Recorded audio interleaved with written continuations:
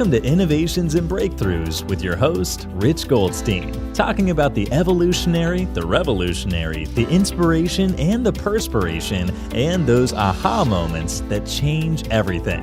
And now, here's your host, Rich Goldstein.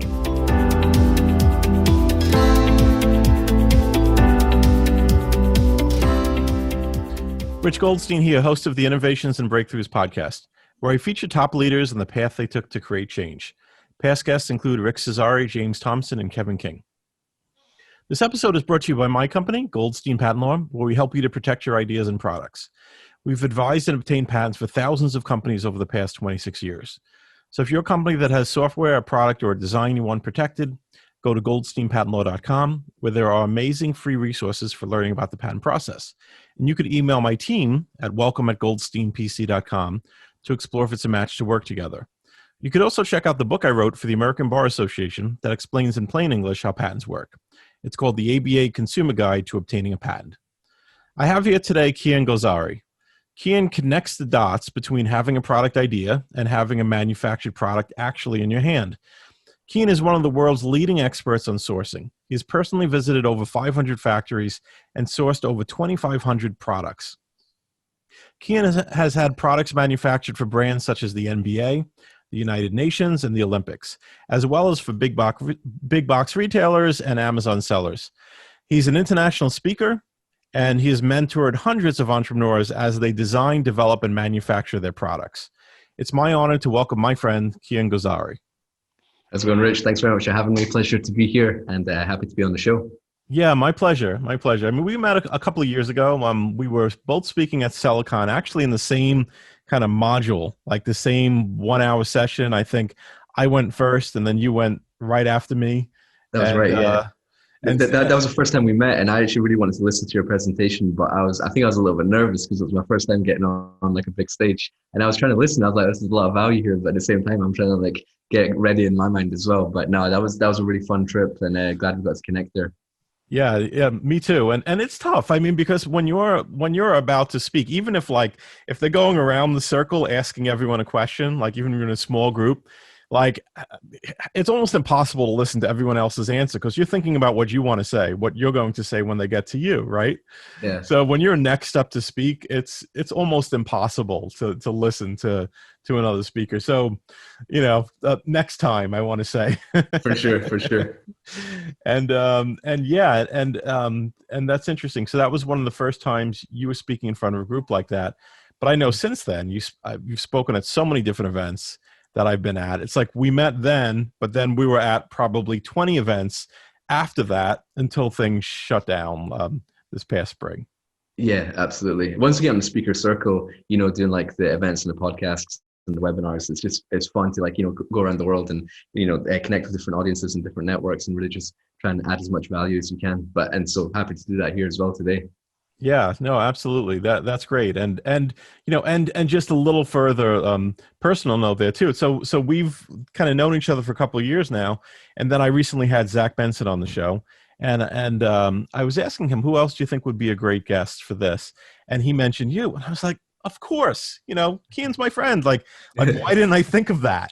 And I sent you a message. I'm like, it's funny that like Zach suggested you as a guest, but I can't believe I didn't think of it before. Like this is your area. You've helped so many people to figure out how they were going to manufacture their products. I mean, like I'm looking forward to this conversation. Oh, I can't wait. Cool. Awesome. Well, let's see. So where to begin? I mean, a lot of times people that have an idea, they don't want to go too deep into manufacturing. Like in other words, like someone tells them you have to make 10,000 units of it, and they want to validate the idea first. So, I mean, first of all, like, how do you approach validating an idea, and then how do you get kind of a small minimum order quantity when you're trying to validate an idea?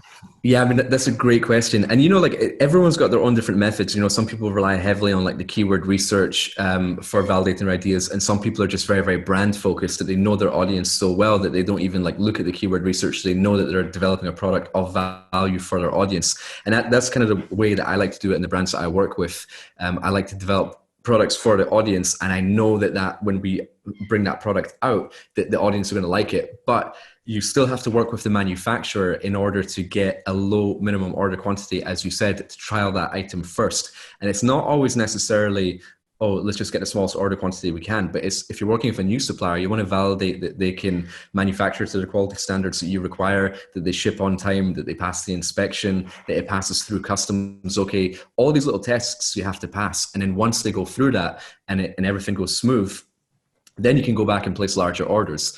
Now, in order for a seller to get a low MOQ, like a lot of people worry that, the manufacturer wants this really big order up front. But in fact, it's more about telling your story to the manufacturer, like where you want to go with this brand, where you see the vision of the company, that you want to work together for the long term. You want to work in partnership.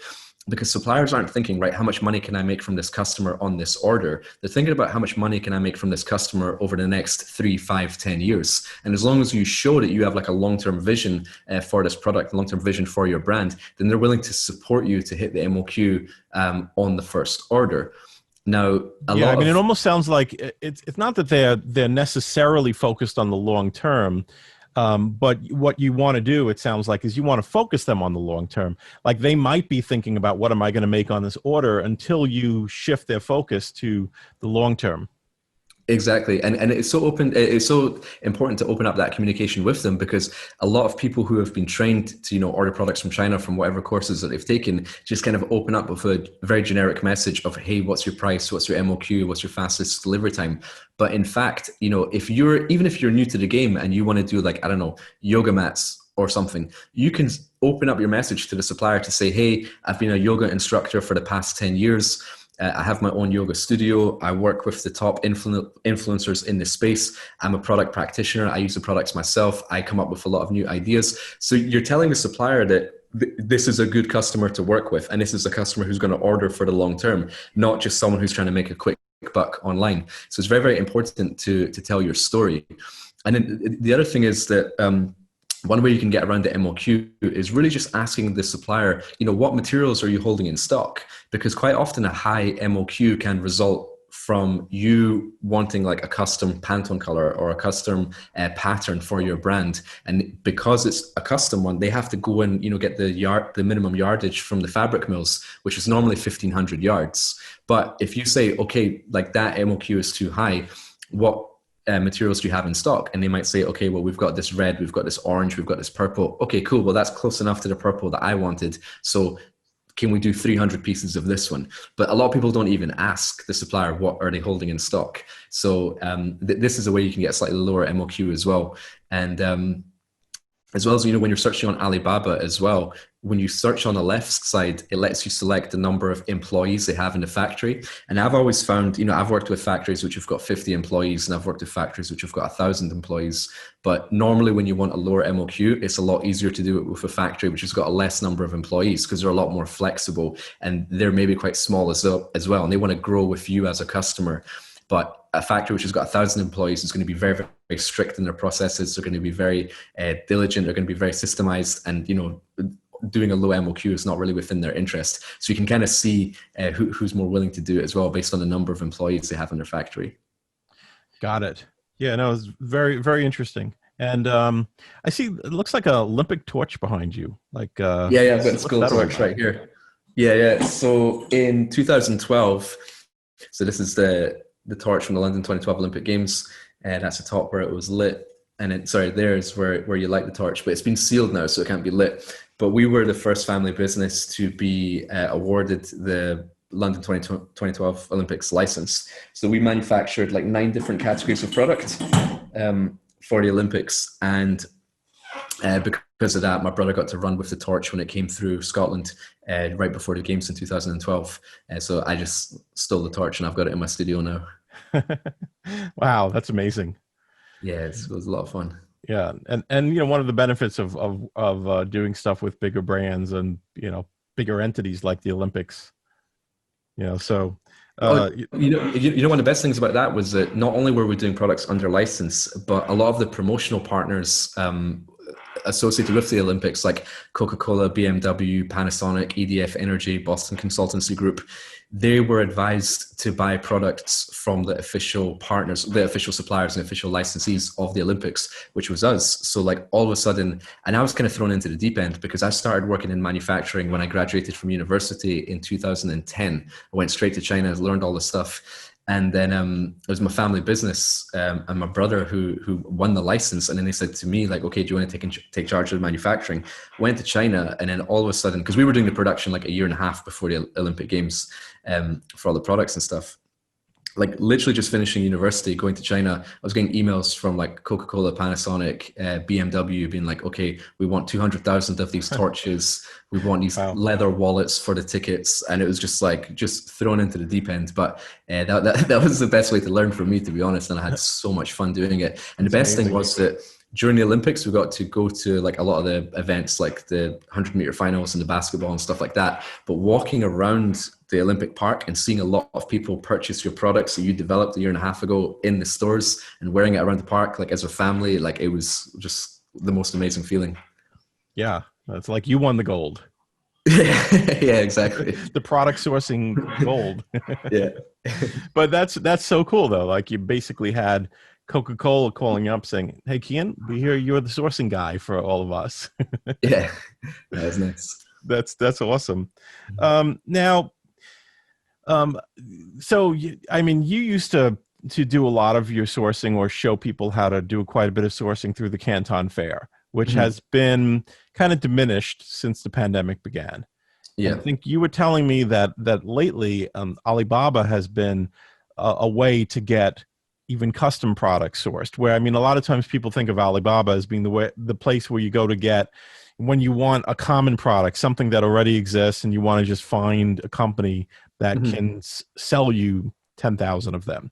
But you've been using it to create relationships with companies to make custom or original products. So tell me about that. Yeah, sure. Yeah. So for those of you who don't know, the Canton Fair is the biggest import-export exhibition in the world. It happens twice a year. It has over 26,000 exhibitors from China which go there, and you can literally find any category of product that you want. And why the Canton Fair is so good is it's really the top suppliers in China which go there, because the kind of suppliers that show up at the Canton Fair are not the ones who would normally list on Alibaba, because there's such good factories, their production lines are always full, that they don't feel the need to advertise their services. Now, with the pandemic, the Canton Fair went online, but it was a bit of a disaster because it's run by the government, and the government are not used to creating an online platform, for sellers to go and look and find products. So we tried it out. The first one was in June 2020. Then they did it again in October. The October one was a little bit better, but we still need to develop products. So where do we go if we can't go to China? Like Alibaba is a good source. Now, the thing with Alibaba is that there's very good suppliers on there as well, but there's also terrible suppliers on there. And there's also suppliers who are just willing to take your money and scam you. So I always tell people, like, look, we have to use the platform, but use it in the right way and connect with the top manufacturers. And like a few like quick little hacks that we can do to make sure we align with the right suppliers is, as soon as you go onto the platform, right, and you type in whatever you're looking for, I like to use example like blue light blocking glasses, because I've got one right here. If you type that in, blue light blocking glasses, into Alibaba.com, it will bring up like 11,000 results. Far too many to navigate through. You're never going to find the top suppliers doing it that way. Now, the purpose of Alibaba is to find, or the way I like to use it is to find the top suppliers, not the cheapest price, because you're going to negotiate price and all that sort of stuff and design later on. You just want to find the top suppliers.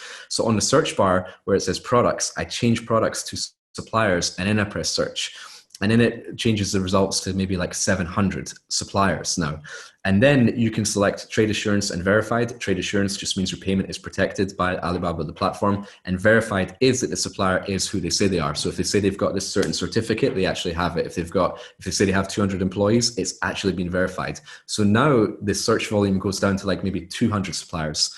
And then on the left, you can also tick the boxes of the certificates which you want that factory to have. So I always select ISO 9001, which is a quality standard, and ISO 14001, which is an environmental standard, and then BSCI, which is your Business Social Compliance Index. And I just know that because a lot of the top factories have that. Now, when you select those, it now brings it down to like 50, 60 suppliers.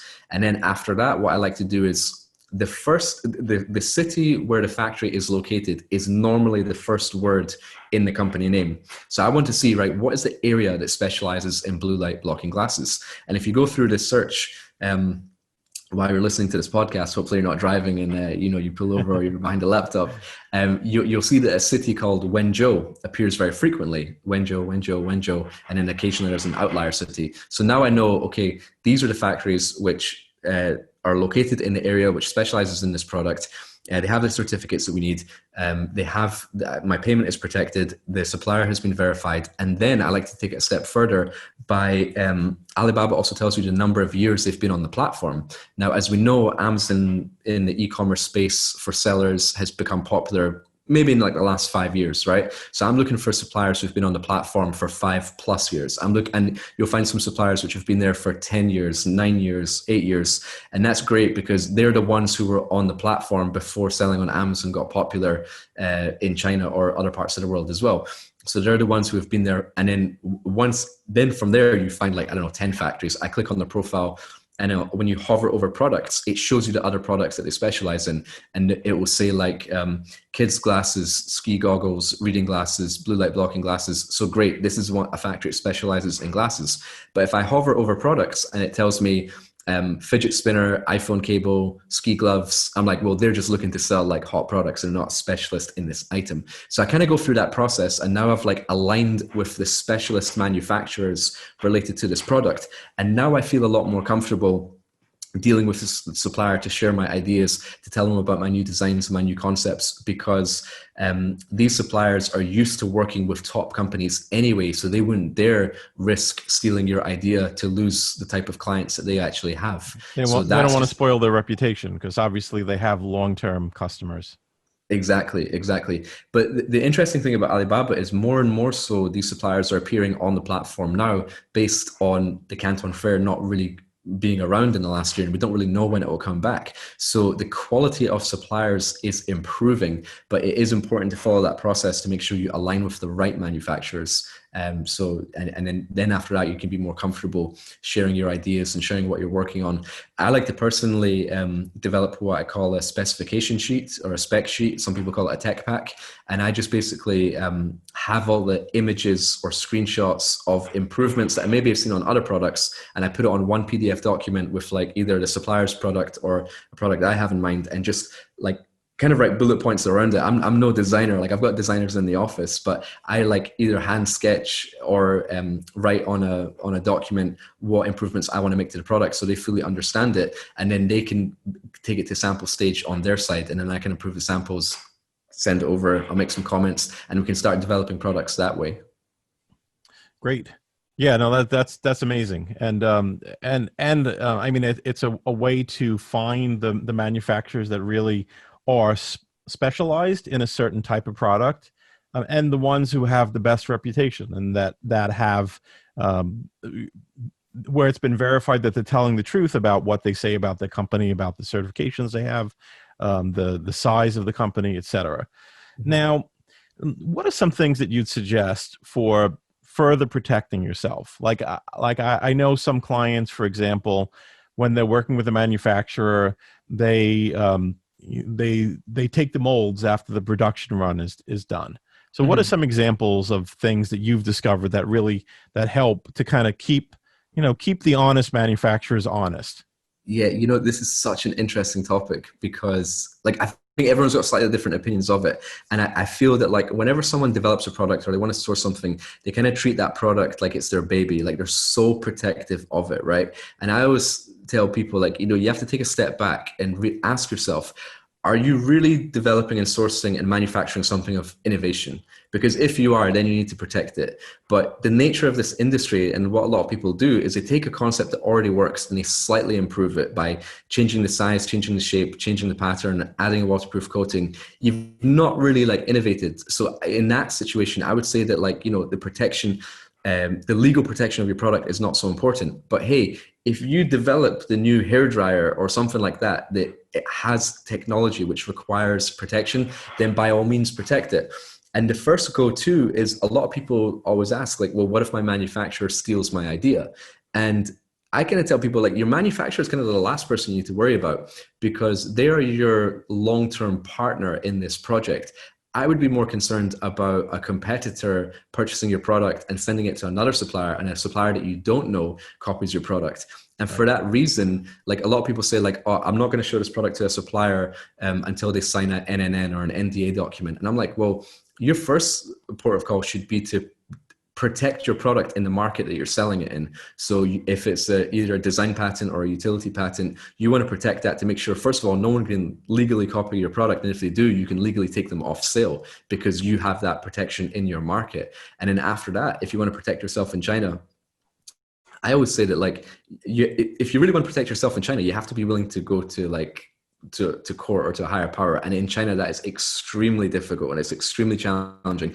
And quite often, like if you have an agreement with a manufacturer, it's quite often not worth the piece of paper that it's written on, to be honest. So that's why I like to stress the importance of relationships and trust with my manufacturer and, developing multiple products with them, being a good client for them. So they're a lot less likely. I mean, because I've been doing business in China for more than 10 years. I've worked with like hundreds of suppliers, and maybe twice I've had a supplier rip off my product, and then I've just never worked with them again. So they've lost me as a customer and they didn't see the long-term vision. So it happens, right? But also if someone rips off your product, I also like to take it as a compliment that I'm good at what I do, that people want to rip off my product. So I'm just going to keep going. But this is also the idea of to constantly innovate, because while people are copying your previous iteration or your current iteration, you're then working on the next one. So by the time they bring the copy of your product to market, you've already brought out the improved version. And for that reason, whenever I'm developing a product, I always like manufacture it when it's like 80% like ready, like it's 80% done, because I always feel that like when I'm developing a product, it will maybe take me like, I don't know, 2 or 3 months to get it to 80%, but it'll take me another 6 months to get it from 80 to 100. And then if you take too long to develop a product, it can lose its validity in the market. So when it's like at 80% ready, right, I'll bring it out. But as soon as I bring it out, I'm now working to get it from 80 to 100. So if someone copies my product 6 months from now, I've already got the next improved version out there. So that's kind of the model that I follow. I don't really get suppliers to sign NDAs, NNNs, although some people do, and that's fine for them. It's different strokes for different folks. But I like to just protect my product in the market that I'm selling it in, so I know that legally I'm protected in my home market. Yeah, I think that's fantastic advice. And I think a lot of that is rooted in the fact that you look for the reputable manufacturers. Mm-hmm. So that's the type of manufacturer that you find is one who will treat you fairly and will look more to the long term than the short run. I mean, I hear stories of people saying that, that when the manufacturer once they have the manufacturer making their product, the manufacturer is then offering to everyone else and mm-hmm. saying, here, like, would you like to buy these? We make these for another customer. But I guess that's a certain level of manufacturer where they're not the most reputable ones. And maybe that's what, you've taken thousands of companies and narrowed it down to like 50. So mm-hmm. those other thousands of manufacturers are still out there. They're still doing business with someone. But apparently, mm-hmm. I guess it's the people that don't have this information about how to find the top ones that are probably having that experience. Sure. And like you said, reasonable? Yeah. Those are manufacturers who are looking for business because their production lines are quiet. But once you align with the top manufacturers, they don't need to offer your products to anyone else because their production line is always full. So right. Why offer someone else's when they can just continue with the orders that they get from their customers? But actually, you made a good point earlier about molds as well. In that if ever you're developing a product of innovation and it requires a mold, certain ways you can protect yourself is that I always like to put my company logo or my product name in that mold as well, because if you're paying for it, you can have any sort of design in that mold that you require. And then that way, if anyone ever tries to copy your product, well, your brand name or your logo is stamped into that mold. So that's one way of protecting yourself. The other thing is that, as you said, you can also take the mold off site if you pay for it. Whenever I develop molds, depending on how much they cost, because some molds can cost $2,000 and some can cost $30,000, and it totally depends on how expensive the mold is. Because I stress working in partnership with my manufacturer, I always like to split that mold cost with them. So I'll say like, okay, if I pay for the mold cost up front, then that's fine. I'm happy to do that. But once I order 10,000 units, you're going to deduct 20% of the mold cost and refund that. Once I order 30,000 units, you'll deduct 50% of the mold cost and refund that. So in the long term, that mold will be free, but you would have had to order quite a lot of units. And the manufacturer is okay with that because they've got a massive order out of it, and they don't mind to refund that mold cost eventually. So there's certain ways you could do it as well, but the best way to protect yourself is by placing your brand name or your brand logo within that mold. But actually, one other important thing about molds is that it's very important to confirm with the manufacturer the life cycle of the mold, because quite often like molds wear out, and after like thousands of products it's manufactured, it wears out and you have to make a new one. So you don't want to be signing a check for like a $25,000 mold and then realize that in a year you need a new one. So always ask your manufacturer what is the life cycle of the mold as well. Yeah, excellent advice. So now, I mean, a lot of times people look to navigate this process themselves, like in terms of going to China, visiting manufacturers, trying to, ask the right questions as best they can.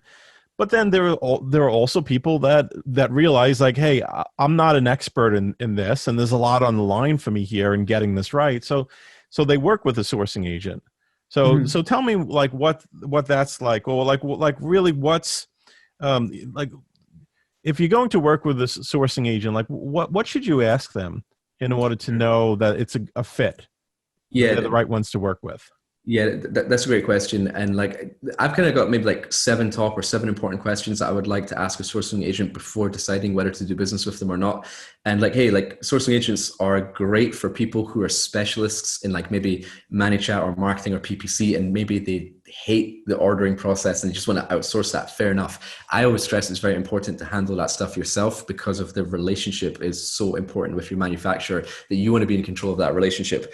But if you have to use a sourcing agent, and if you want to use a sourcing agent, some of the questions that I would ask is like, first of all, are you a one-man show or are you a company? Because like, okay, if you're dealing with one sourcing agent who's independently hired, and they decide to, I don't know, get married, go on a honeymoon, go on holiday, they don't like their job anymore, or like they get hit by a bus. Like if that person is taken out of the equation, you don't know where your goods are manufactured. But if it's a company that you're working with, then that way you have a little bit more protection as well in terms of like financial protection. If anything were to go wrong, the company can support you. And then also if that person decides to quit their job or whatever, then you have other people that you can communicate with in the company.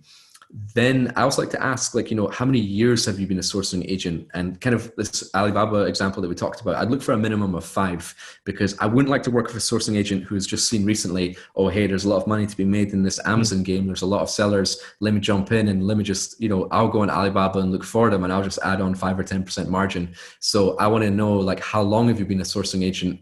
And then based on that, do you have any references as well? Because if a sourcing agent is not willing to give you a reference of who else they've worked with, then they're probably not a good sourcing agent. And then probably the most important question you have to get answered is, do I get a direct line of communication with the factory? And the answer has to be yes. You should have no interest in dealing with a sourcing agent if they block that relationship or block a line of communication between you and the factory, because you have to know where your goods are made. You have to know the physical address. You have to be able to visit if you want. You have to be able to negotiate price in some capacity as well, not just through your sourcing agent. If your goods are held up at customs, you want to talk to the manufacturer. If there's a delay in your shipment, you want to talk to the manufacturer. So that's super important, because bear in mind, if you communicate with a sourcing agent who then talks to the factory, the sourcing agent is also going to tell you what's in their interest as well. A sourcing agent could take your order from one factory and give it to another factory because the other factory is giving them like a 5-cent cheaper price, and then they're going to pocket that margin. But you will never know your production's been switched because you didn't know which factory was making it in the first place. And then after that, I would kind of ask the sourcing agent, okay, but what category of product do you actually specialize in? Because you could source electronics, baby, pet products, fitness products, like whatever. Like we can source anything, right? But surely you have to specialize in something, because you have to know, like, okay, what are the standards for the European market for electronics versus America? What's the difference? Like if I'm bringing this into Europe, don't just give me the product that you sell to America. Like I have to know, like, what's the difference? And if you're a sourcing agent and you've been doing this for a long time, I would like to know what categories of product you can help me, and you can offer your expertise, because that's essentially why you're hiring them as well, not just to find a factory, but offer their knowledge as well. And then, like, quite a interesting topic of sourcing agents as well is that, how do you get paid for your work? Is it upfront or is it a commission? Because some people pay their sourcing agent a percentage of the order value, and some people just pay them, all right, okay, here's like $1,000 upfront, find me 3 factories, send me the sample, send me the price, and then our work is done. And depending on what size of business that you are, you should be considering this, because like if you plan on ordering, 100,000 units a year, you don't want to be giving that agent 5% for this order continually, like month after month, order after order. You would rather just give them a one-off fee and be done with them. But if you're a small company placing your first order for like 300 pieces, you don't have necessarily $2,000 to pay for the sourcing agent's work. You would rather pay them little or no upfront costs, but they get a percentage of the order value. So that's important as well. And in question 6, I would ask is, what is the scope of your work? Meaning what's involved for the price that you're charging me? Because some people are just purely sourcing agents. Like they'll find a factory, they'll deliver the sample, and that's it. Some people will help with testing. Some people will help with inspections. Some people will help with logistics. So like, what am I paying for here? You really want to make that clear, because you didn't know that you had to go now hire someone for logistics, and your sourcing agent isn't going to help you. And then finally, I would ask the sourcing agent, what is your process for vetting and selecting factories?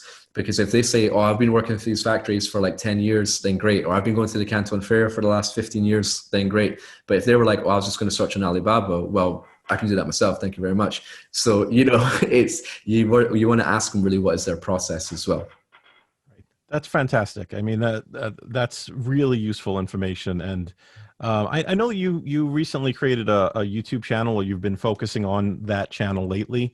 And you have a lot of videos that deal with those types of topics, that kind of just like this last exchange, like no nonsense. These are the things you need to know. These are the things you need to look for. So I think my listeners would love to have access to that information. Like where do they find it? Oh, sure. Yeah, it'd be a pleasure. So my YouTube channel is just called Sourcing with Kian. And this is just all things sourcing, because, spending this time at home, I just kind of wanted to put my energy on what I used to do at like events and what we used to go to. I was like, okay, let's turn it online and let's put it into a YouTube channel.